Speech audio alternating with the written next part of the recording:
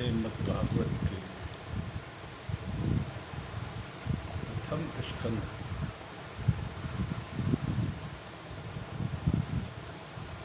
की कथा को आगे बढ़ाते हुए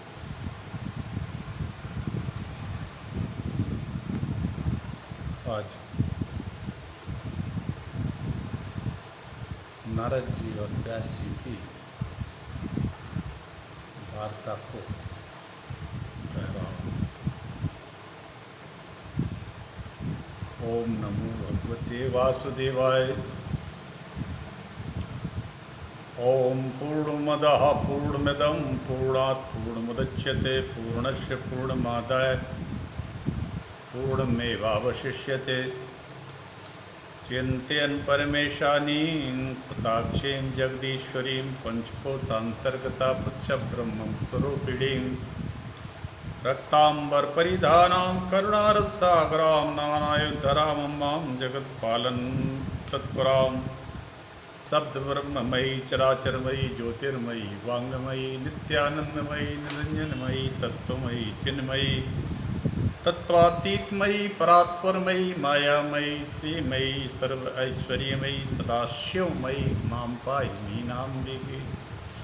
सदाशिवमयी मां पाहि मीनाम्बिके। ओम श्री महांजनाय पवनपुत्राविषयाविषय। ओम श्री हनुमते पट्ट। नारायणं नमस्कृत्य नरं चैव नरोत्तमं देवीं सरस्वतीं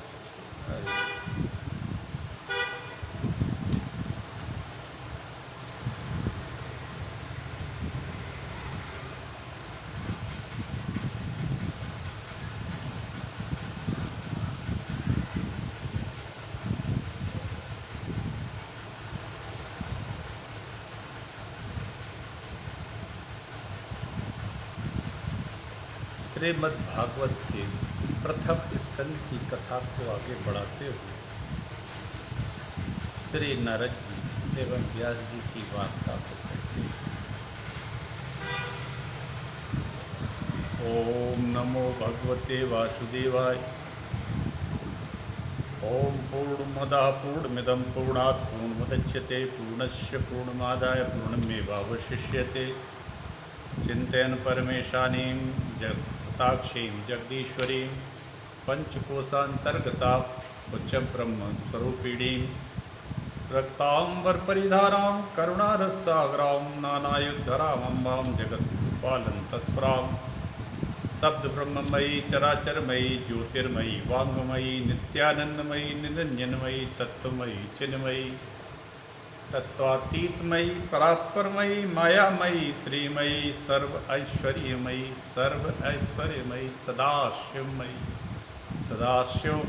सदाशिवमयी मां पाहि मीनाम्बिके। ओम श्री महाअंजनाय नमः। नमोस्तु रामाय सलक्ष्मणाय देव्यै च तस्यै जनकात्मजायै। नमोस्तु रुद्रेन्द्रयमान्वेभ्यो नमोस्तु चन्द्राग्निमरुद्गणेभ्यः। नारायणं नमस्कृत्य नरं चैव नरोत्तमं देवीं सरस्वतीं व्यासं ततो जयमुदीरयेत्। सीतानाथसमारम्भां श्रीरामानन्दार्यमध्यमाम् अस्मदाचार्यपर्यन्तां वन्दे श्रीगुरुपरम्परां। जय जय श्री राधारमण जय जय नवल किशोर जय गोपी चितचोर प्रभु जय जय माखन चोर। जब व्यास जी ने अनंत कथाएं लिखी पुराणों में, फिर भी व्यास जी जब असंतुष्ट से दिखाई थी तब नारद जी ने उनको एक सलाह दी। आप कृतार्थ पुरुष की भांति खिन्न क्यों हैं? नारद जी ने कहा आप अकृतार्थ पुरुष की तरह खिन्न क्यों हैं? तब व्यास जी ने कहा देवर से, नारद जी देवर्षि कहलाते हैं। नारद जी की गति अबाध है, सभी लोगों में है और सभी तरह के लोगों में, देवता हो चाहे दैत्य हो चाहे राक्षस हो चाहे दानव हो, सभी लोगों में और सभी लोगों में। इसीलिए उनको देवर्षि कहा जाता है। नारद जी ने कहा,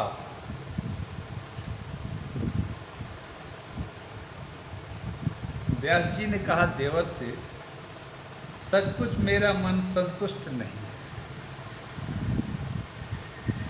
मुझ में जो कमी रह गई हो कृपया आप उसे बताएं।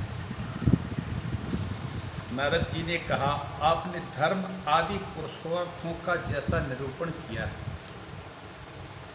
धर्म का निरूपण तो हो गया, बहुत अच्छा किया, वैसा निरूपण रसमय ब्रह्म का नहीं किया। अब यहाँ एक बात आती है, ब्रह्म का निरूपण हो तो वो कैसा हो? रसमय। रसमय, रस जिसमें हो वही तो आनंद देता है, चाहे कोई भी भौतिक चीज हो या आध्यात्मिक चीज। रस है तब आम भी मीठा लगता है, रस से तो सभी फल अच्छे लगते हैं, और बातें भी अगर अच्छी रसमय की जाए तो सुनते हैं लोग, नहीं तो निरस निरस बात कोई नहीं सुनता। तब नारद जी ने कहा, आपने धर्मादि पुरुषार्थों का जैसा निरूपण किया है वैसा रसमय ब्रह्म का नहीं किया। रस के उल्लास के लिए ब्रह्म रसमय लीला करता है, आप उस रसमय ही निरूपण करें। किसका? उस ब्रह्म का रसमय ही निरूपण करें, इससे आपके हृदय को संतोष हो जाएगा। इसके बाद भगवान व्यास देव ने जिस ग्रंथ की रचना की उसी का नाम श्रीमद् भागवत है। उस रसमय ग्रंथ की जो रचना की व्यास जी ने, उसी का नाम श्रीमद् भागवत है। श्री लक्ष्मी जी के साथ भागवत भगवान श्री हरि के रसमय स्वरूप का वर्णन किया। लक्ष्मी जी गौण रूप से उसमें प्रविष्ट हैं, एक एक श्लोक में, क्योंकि श्री लक्ष्मी जी तो भगवान के बगैर एक क्षण भी नहीं रहती। पुष्पिका में भगवान व्यास देव ने इसे परमहंसी संहिता कहा है। श्रीमद् भागवत का नाम परमहंसी संहिता व्यास जी ने ही कहा। श्रीमद् भागवत भगवान का स्वरूप ही है, भगवत रस भी है, भगवान का रस भी है। और इस तरह से व्यास जी ने श्रीमद् भागवत की रचना 18,000 श्लोकों में की, 12 स्कंद है। आज हम प्रथम स्कंद की कथा कह रहे हैं, कोशिश करते हैं आप सबको इसमें बड़ा ही आनंद है। ओम सच्चिदानंद रूपाय विश्वेत पत्यादि हेतवे तापत्रय विनाशाय श्री कृष्णाय वयं नमः। अभिपक्व कषायणाम दुर्दर्शो अहम कुयोगिनाम। आकाशवाणी ने कहा, अरे वत्स, तुम अभी परिपक्व योगी नहीं हुए हो, कच्चे हो। जब परिपक्व सच्चे योगी बन जाओगे तभी तुम्हें हमारा दिव्य दर्शन प्राप्त होगा। अभी तुम अनाधिकारी हो, इस प्रकार साधना करो, फिर तुम्हें फल हम मिलेंगे। मैं बोला, महाराज जब मैं परिपक्व ही नहीं था, नारद जी ने कहा इस बात। जब नारद जी की माँ सर्पदंश से परमधाम चली गई, तब नारद जी भगवान के स्वरूप के लिए, भगवान को पाने के लिए, भगवान की भक्ति के लिए अत्यंत उत्कंठित हो रहे हैं। तब ये आकाशवाणी कह रही है, तो पर आपने जो दृष्टा की छटा दिखाई और जो चले गए, अब तो मैं उसके बिना नहीं रह पाऊंगा। नारद जी को एक बार भगवान ने हृदय कमल में अपनी दिव्य मूर्ति का दर्शन करा दिया था। फिर वो मूर्ति चली गई, तब नारद जी छटपटा के रोने लगते, कह रहे थे कि आपने पहले मुझे क्यों नहीं दिखाया। तब आगे भगवान की कथा चलती है।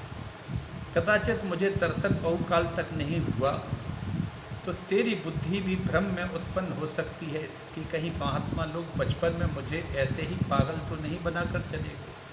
न जाने भगवान होते भी हैं कि नहीं, मेरी सत्ता के प्रति संदेह मन में न जाग जाए, इसलिए मैंने अपनी रूप सुधा की थोड़ी झलक की चटनी तुम्हें चखा दी है नारद।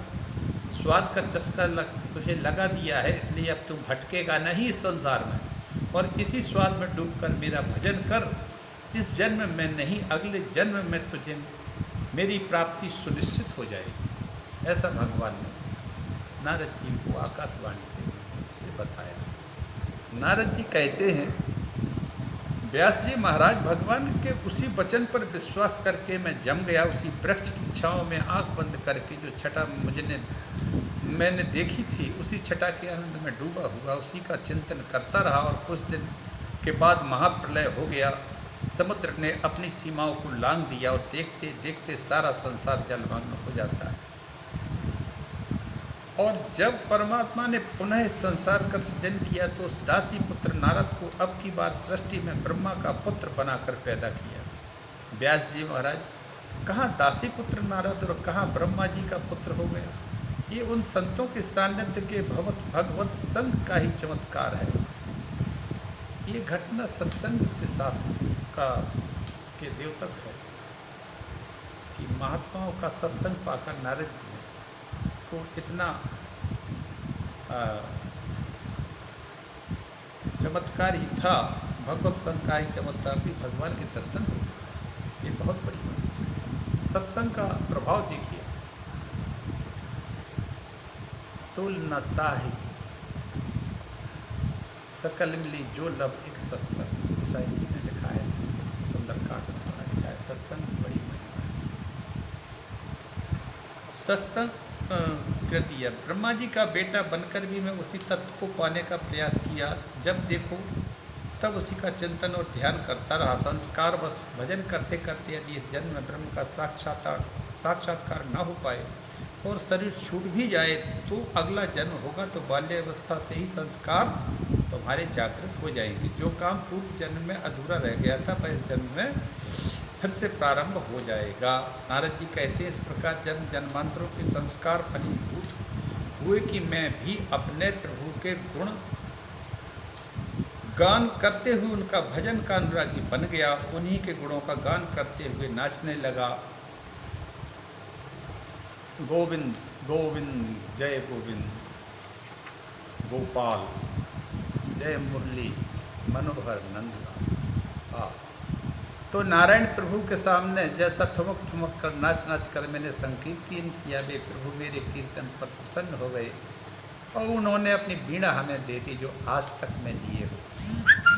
कैसी अद्भुत कथा है सच में। और भगवान के गायन का वादन का कितना बड़ा वीणा ही भगवान ने दे दी ना। कहा कि बेटा इस वीणा पर मेरे गीतों का गायन करना, नाम का संकीर्तन करना और जगत में विचरण करना और मेरे नाम की महिमा का प्रचार प्रसार करना। व्यास जी, तभी से वीणा पर उन्हीं के गीत गाता हुआ मैं संपूर्ण त्रिलोकी में घूम रहा। प्रभु के नाम का चमत्कार तो देखो, कहाँ तो दासी का पुत्र, कहाँ ब्रह्मा जी का पुत्र, और नाम की महिमा का चमत्कार देखो कि सब जगह मेरी पूजा होती।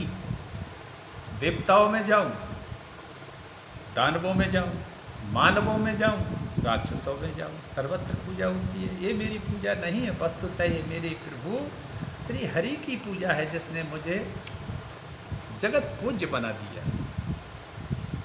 देवदत्तामिमां वीणां स्वर ब्रह्म विभूषितां मूर्छयित्वा हरि कथां गायमानश्चराम्यहम्। मैं उन्हीं के गीत गाता घूम रहा हूँ। वैसे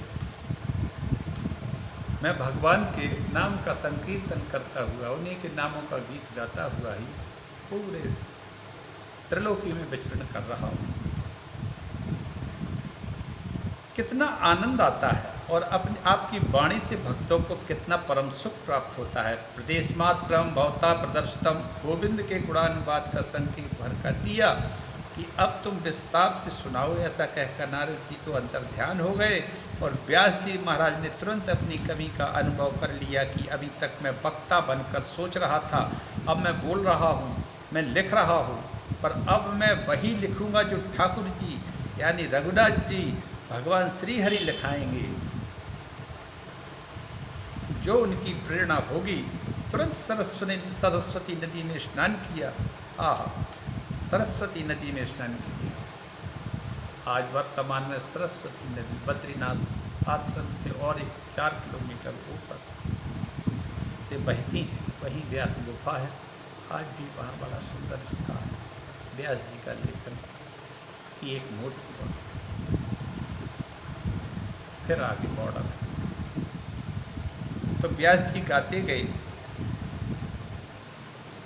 स्नान करके जैसे ही व्यास जी महाराज ने समय आश्रम में ध्यानमग्न होकर बैठे कि हृदय में भागवत की भागीरथी प्रकट होने लगी। गदगद कंठ से गोविंद के गुणानुवाद गाने लगे। व्यास जी गाते गए और गणेश जी महाराज लिखते गए। भगवत प्रेम में डूबे हुए श्री वेद व्यास जी महाराज ने पावन परमहंसों की संहिता प्रकट कर दी। ऐसे श्रीमद् भागवत का प्रकटीकरण हुआ। व्यास जी गाने लगे।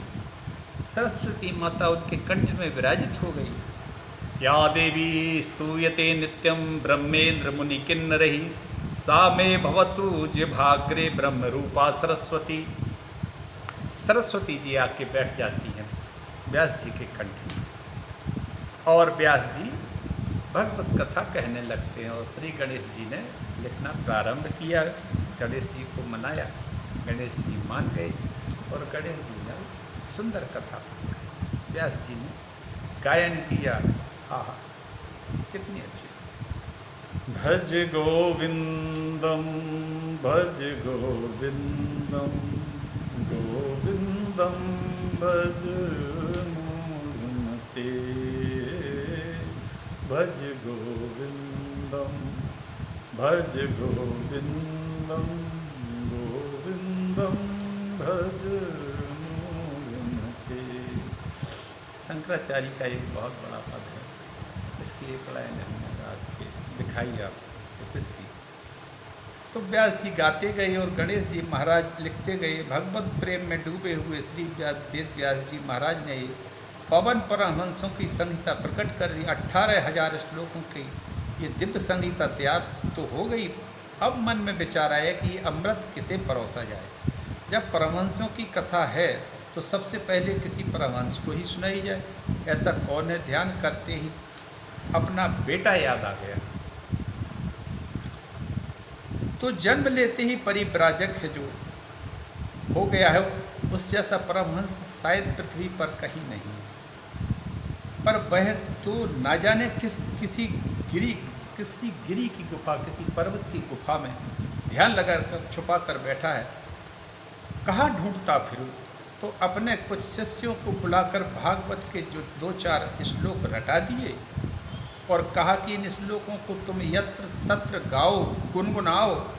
शिष्यगण तब गाते हुए घूमने लगे। जब जहाँ पर वह निर्गुण ब्रह्म की सत्ता में सुखदेव जी समाधि लगाकर बैठे थे, अचानक उनके कान में भागवत का श्लोक टकराया जो कोई गुनगुनाता हुआ गा रहा था। वाह! बरहा पीड़म नटवर बपुः कर्णयोः कर्णिकारं बिभ्रद्वासः कनक कपिसं वैजंतीं त्रिमालां रंध्रान् वेणोर्धर सुधया पूरयन् गोपवृन्दैर्वृन्दारण्यं स्वपदरमणं प्राविशद्गीतकीर्तितः श्री कृष्ण देवो भगवान ब्रह्म स्वर ब्रह्म विभूषिता कल्पादौ दत्तवान वीणाम ऋषय नारद गाय वही भावार्थी प्रकाश लिंग पुराण राग ज्ञान वीणाम नारदाय महेश्वर प्रदात तत्पसाम प्रीता पार्वती पति शंकरा। ये स्कंद पुराण में भी है, पहला नाथलिंग पुराण की का श्लोक है। और इस तरह से जब गायन कर रहे थे उनके शिष्यों को सुखदेव जी के कान में वो श्लोक जब गायन के सुनाई दिए तो मोरपंख धारण किए हुए माधव दिव्य पीतांबर ओढ़े हुए बंसी बजाते हुए गायें चराते हुए ग्वालों से अपनी कीर्ति का श्रवण करते हुए वृंदावन में प्रवेश पा रहे हैं। जो ये श्लोक कान में पड़ा, इस श्लोक का अर्थ यही कि प्रभु संपूर्ण माधव पीतांबर ओढ़े हुए बंसी बजाते गायें चराते ग्वालों से अपनी कीर्ति का श्रवण करते हुए वृंदावन में प्रवेश कर रहे हैं। ऐसा दृश्य सुखदेव जी के हृदय में प्रकट हो जाता है। कैसा अद्भुत स्वरूप होगा का सुखदेव जी की पहली बात तो मैं ये बताऊं कि सुखदेव जी खुद भगवान ने उनको ज्ञान दे दिया था, माया से मुक्त कर दिया था, तब तो वो प्रकट हुए थे। नहीं तो वो माँ के गर्भ में ही 12 वर्ष तक रहे, बहुत लंबा समय रहे, निकलते नहीं, क्योंकि बाहर आके उनको डर लगता था कहीं माया उनको फिर से चपेट न जाए। माया तो ऐसा ही है कि मैं अर मोर तोर ते माया जेह बस कीने जीव निकाया। गोसाई तुलसीदास जी ने पढ़ा, एक ही लाइन में बहुत कुछ सब कुछ भर दिया, लिख दिया।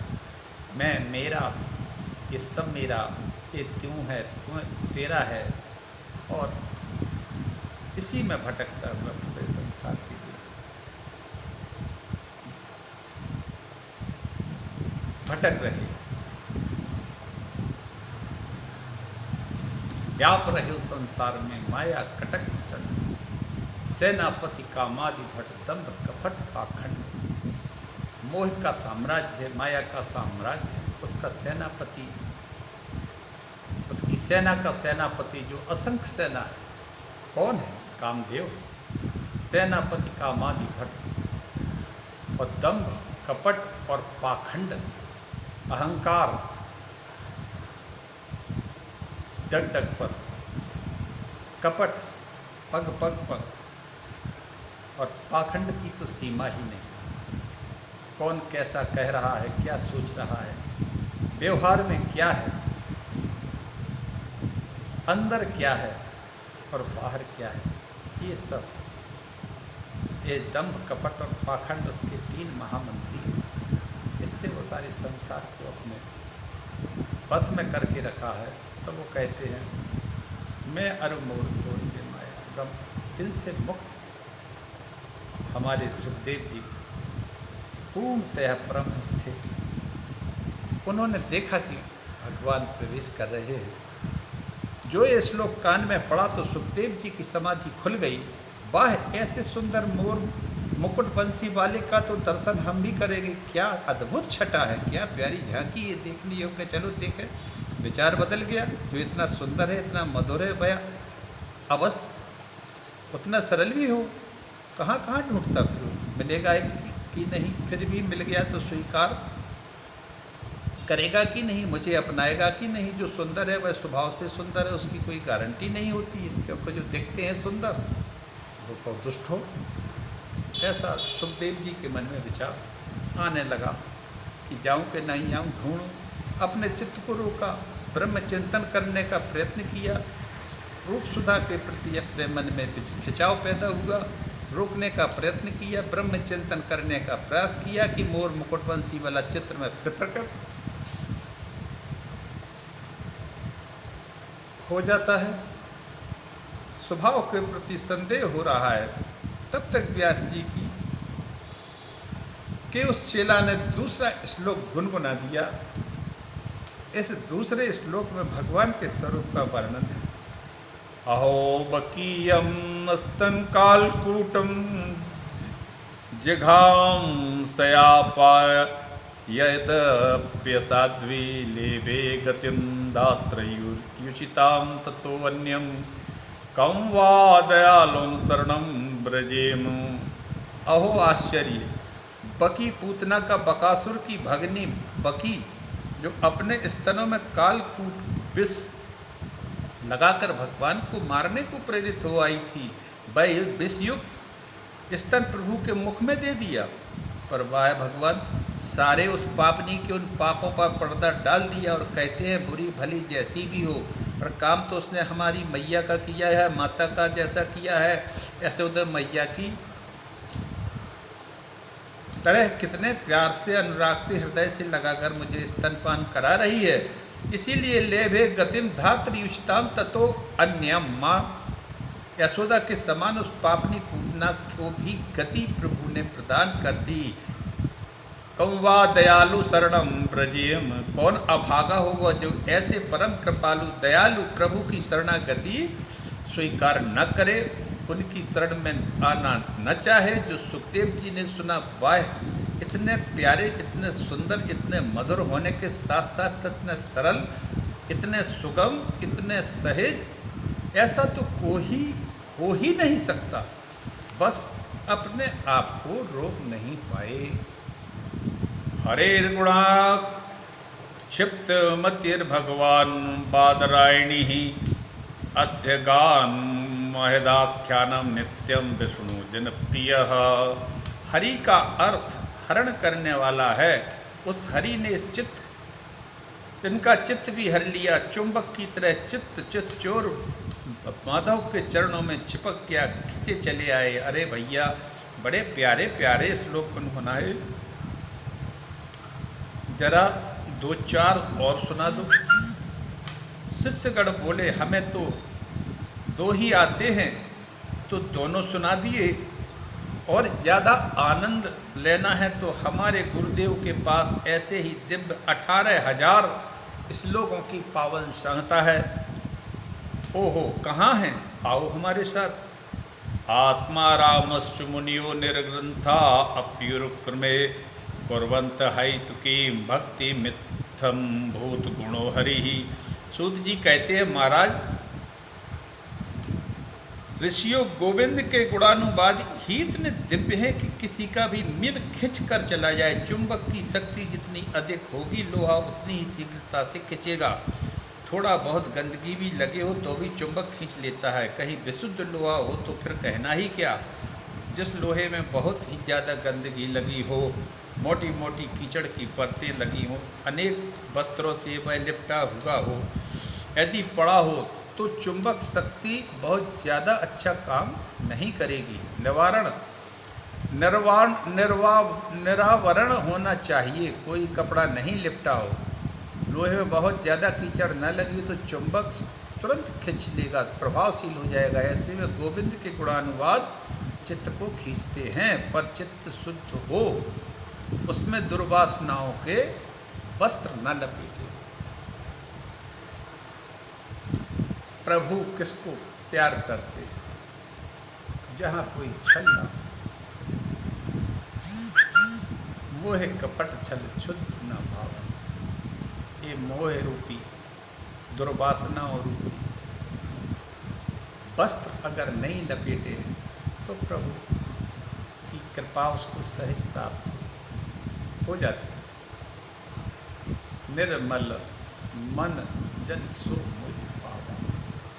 निर्मल जिसका मन है, उनके तो भगवान हृदय कमल में आएंगे ही, क्योंकि हृदय तो साफ है,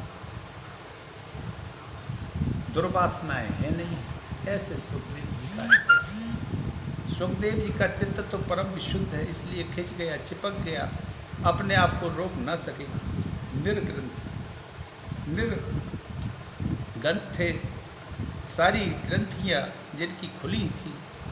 अज्ञान की भी ग्रंथियाँ होती हैं, अविद्या, अस्मिता, राग, द्वेष, अविनिमेष, ये अज्ञान की ग्रंथियाँ हैं जिनके जीवन से खुल चुकी हैं। इसलिए ग्रंथ अथवा संग्रह की भी ग्रंथियाँ जिनकी खुल चुकी है। बहुत से विरक्त भी कुछ न कुछ संग्रह की ग्रंथि बांध कर रखते हैं। बहुत से व्यक्ति भी कुछ न कुछ संग्रह की ग्रंथि बांध कर रखते हैं, पर सुखदेव जी के पास किसी प्रकार का कोई संग्रह नहीं है, कोई ग्रंथि तक इनके तन में नहीं है। अरे और तो और कौपीन की ग्रंथि से भी रहते हैं, इनके तन पर तो लंगोटी भी नहीं है। दिगंबर थे, कोई ग्रंथि इनके तन में नहीं।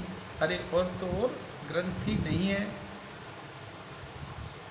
शिखा सूत्र की भी ग्रंथि नहीं है, चोटी में भी ग्रंथि नहीं लगी है। शिखा की ग्रंथि और सूत्र में भी ब्रह्मघाट होती है। सारी ग्रंथियों से रहित हरि के गुणानुवादों ने ऐसे विशुद्धात्मा सुखदेव जी के उस पावन चित्त को खींच लिया। श्री वेद व्यास जी के पास श्री शुक्राचार्य जी पधारे, चरणों में नमन किया। गुरुदेव क्या है प्रसाद, हमें भी मिलेगा? वेद व्यास जी, वाह, जिसके पीछे मैं पागलों की तरह पुत्र कहकर भाग रहा हूँ, धन्य है गोविंद के गुणानुवाद, जो आज खुद ही भागा हुआ मेरे पास आ गए। ये प्रभु का चमत्कार है। बैठा कर अपने पुत्र को भागवत संहिता प्रदान की मधुर मधुर रस श्लोक के सुनाए। सुखदेव जी तो दीवाने हो गए। अब तक केवल परमहंस थे, आज से वे श्री परमहंस हो गए। सुखदेव जी परमहंस ही नहीं, श्री परमहंस हो गए। वाह! अब तक निर्गुण सत्ता में चित्त परिनिष्ठित था, आज से सगुण साकार श्री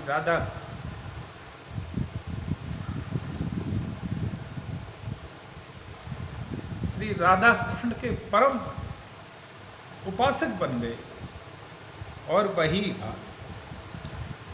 भागवत संहिता को आत्मसात करने के बाद उन्हें सुखदेव जी महाराज के अवसर आने पर परीक्षित के सामने परोस दिया।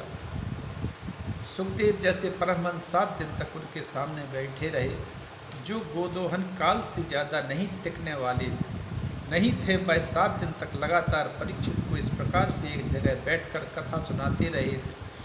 कथा दिन और रात चलती रही। इसका कारण क्या है? परीक्षित ने भागवत क्यों सुनी? परीक्षित को ही सुखदेव ने पात्र क्यों बनाया? तब सूत जी महाराज अब परीक्षित का चरित्र प्रारंभ करते हैं। परीक्षित कथा अब यहाँ से शुरू होती है। प्रथम स्कंद में अब आज की कथा यहीं रोकते हैं, वाणी को विराम देते हैं। परीक्षित की कथा कल कहेंगे। सभी संतों के चरणों में प्रणाम। देश के प्रत्येक व्यक्ति के अंदर बैठे राधा माधव के चरणों में प्रणाम। जय श्री कृष्ण, जय श्री हरि, हरिओम तत्सत।